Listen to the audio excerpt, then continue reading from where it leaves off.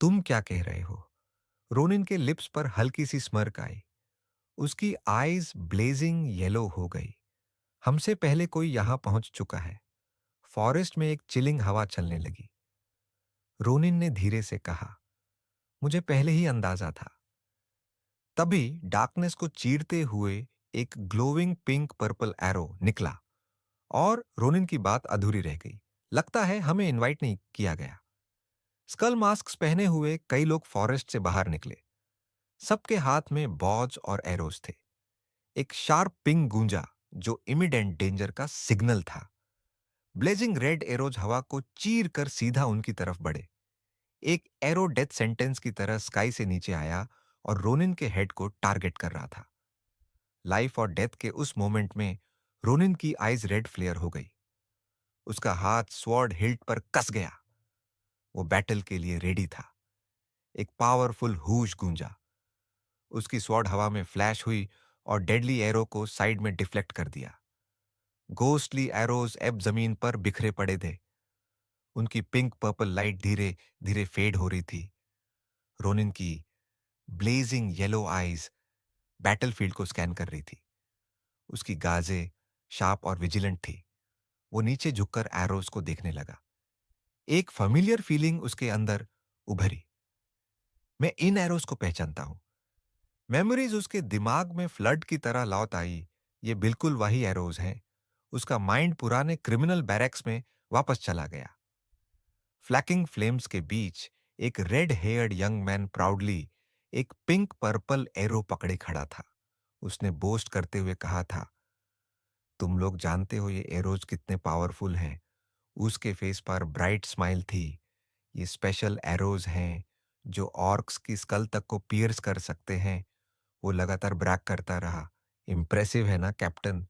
उसके पास खड़ा black heard young man सिर्फ अनॉयड सा ही ले रहा था। किसी ने उसे स्नैप करते हुए कहा, तुम इसी चीज के साथ पोचिंग करते हुए पकड़े गए थे। लेकिन रेड हेयर्ड लड़का फिर भी नहीं माना। मैं सच कह रहा हूं, ये once in a millennium bargain है। उसने प्राउडली कंटिन्यू किया।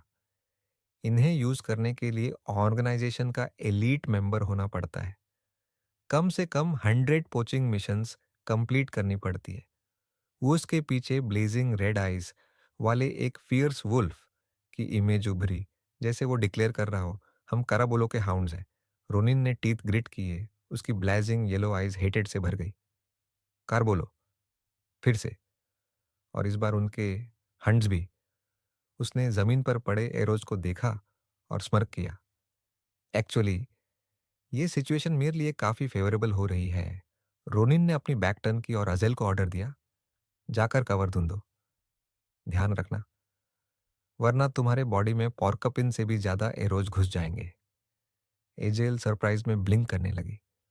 हूं, रोनिन ने अंदर ही अंदर सोचा, अब मुझे ये सब खुद हैंडल करना होगा। उसके बॉडी से एनर्जी का बर्स्ट निकला। उसने रेड हेड लड़की को जेंटली पुश करके सेफ डिस्टेंस पर भेज दिया। कुछ पुराने हिसाब किताब सेटल करने का वक्त आ गया था। रोनिन की आईज क्रिम्सन ग्लो करने लगी। उसकी किलिंग इंटेंट वायलेंट तरीके से एरुप्ट हुई और फिर वो एरो की तरह एनिमी की तरफ शूट कर गया। स्कल मास्क्ड एनिमीज अस्टॉनिशमेंट में जाम गए। पर्पल हेड लीडर डिसबिलीफ में चिल्लाया। उस बंदे ने एक ही स्ट्राइक में सारे एरोज ब्लॉक कर दिए और वो एरोज मना इन्फ्यूज थे। रोनिन लीप करके डीप फॉरेस्ट में घुस गया। उसकी फिगर हवा में ग्लाइड कर रही थी। पीछे फेंट स्ट्रिक्स ऑफ लाइट छूट रही थी। वो हवा की तरह मूव कर रहा था। क्रिम्सन आइज ब्लेजिंग थी। डैजलिंग रेड लाइट डार्कनेस को चीर रही थी और उसके एनिमीज के दिल में फियर भर रही थी। पर्पल हेड लीडर पैनिक में चिल्लाया, ये आदमी आखिर है कौन? पर्पल हेड लीडर पैनिक में चिल्लाया, ये आदमी आखिर है कौन? डैम इट, सब लोग स्प्रेड आउट हो जाओ। उसे सरा राउंड करो। रोनिन के लिप्स पर हल्की सी स्मर्क आई। ये बंदा काफी क्विक विटेड है। पिछली बार फॉरेस्ट में मिले एमेचर से बिल्कुल अलग। मास्क्ड सोल्जर्स एक साथ मूव हुए और परफेक्ट पिंसर फॉर्मेशन बना ली। रोनिन ने सोचा, ये थोड़ा अननोइंग हो सकता है, लेकिन फिर वो अचानक रुक गया।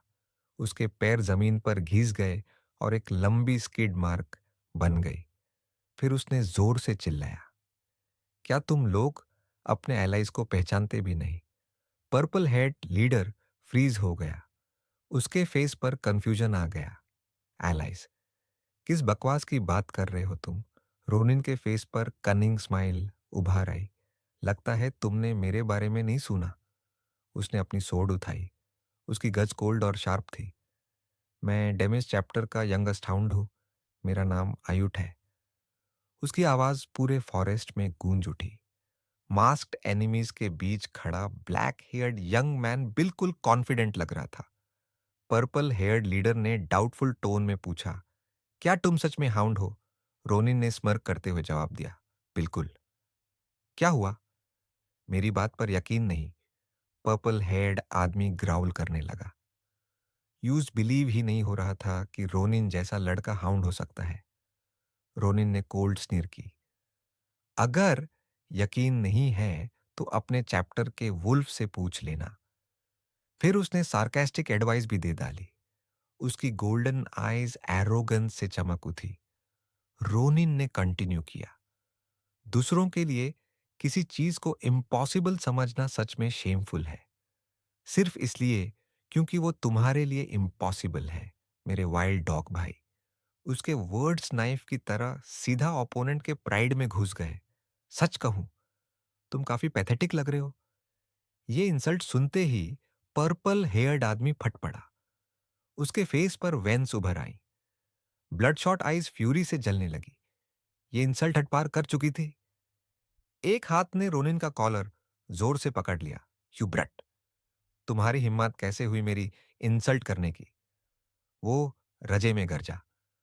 उसी वक्त एक शार्प ब्लेड रोनिन के थ्रोट पर आ लगी। लेकिन रोनिन बिल्कुल काम रहा। उसके फेस की स्मर्क जरा भी नहीं हिलाई। पर्पल हेयर्ड आदमी थ्रेटनिंग टोन में ग्राउल किया, मेरा मन कर रहा है अभी यही तुम्हें टुकड़े टुकड़े कर दूं। रोनिन ने उसकी आंखों में सीधा देखा। फियर का नाम तक नहीं था। उसने बस हल्का सा सरकास्टिक लाफ किया। ओ, तो तुम्हारे अंदर गुस्सा भी है? रोनिन ने कैजुअल टोन में जवाब दिया। उसकी आवाज अब भी प्रोवोकिंग थी।